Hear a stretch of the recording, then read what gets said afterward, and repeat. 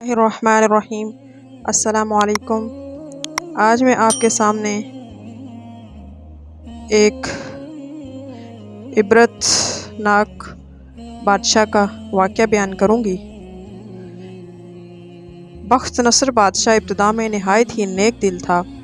حضرت زکریا اور یحییٰ علیہ السلام کی نہایت اطاعت کرتا تھا۔ اتفاقاً اس نے ایک عورت سے نکاح کیا جس کے ہمراہ ایک لڑکی پیدا ہوئی۔ وہ پہلے شوہر سے تھی، وہ بہت خوبصورت تھی۔ جب وہ لڑکی جوان ہوئی تو بادشاہ اس کی خوبصورتی کو دیکھ کر اس پر دیوانہ ہو گیا۔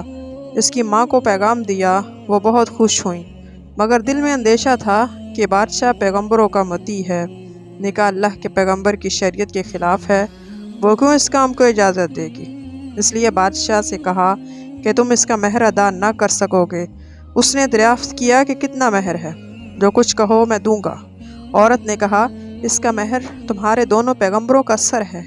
اگر تم یہ مہر ادا کر سکو تو لڑکی حاضر ہے، ورنہ اس کا نام مت لو۔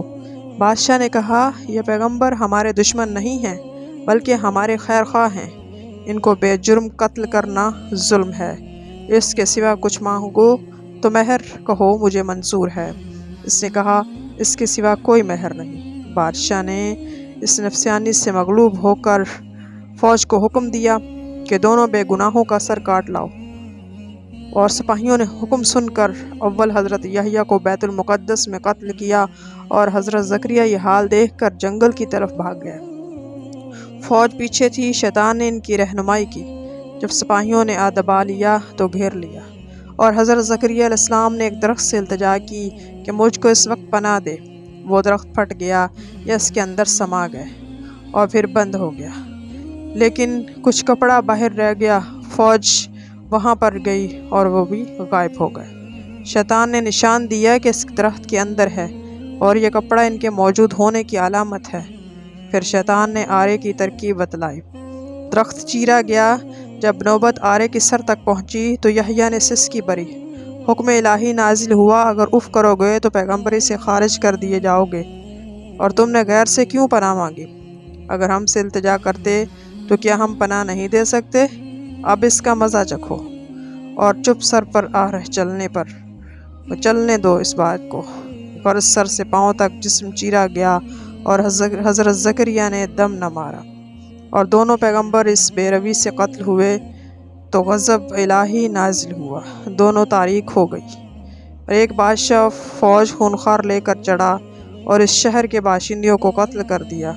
حضرت یحییٰ کا خون بند نہ ہوتا تھا، اور جب قبر میں رکھتے تھے تو قبر خون سے لبریز ہو جاتی۔ بادشاہ کے لشکر نے قسم کھائی کہ جب تک خون بند نہ ہوگا میں قتل سے باز نہ رہوں گا۔ 1000 آدمی طے کر دیے، لیکن خون بند نہ ہوا۔ اس وقت ایک شخص حضرت یحییٰ کی لاش پر آیا اور کہا کہ تم پیغمبر ہو یا ظالم؟ ایک خون کے بدلے میں 1000 آدمی قتل کر دیے، اب کیا سارے جہاں کو قتل کراؤ گے؟ اتنا کہنا تھا کہ خون بند ہو گیا۔ جامع دمشق میں حضرت یحییٰ کی قبر ہے۔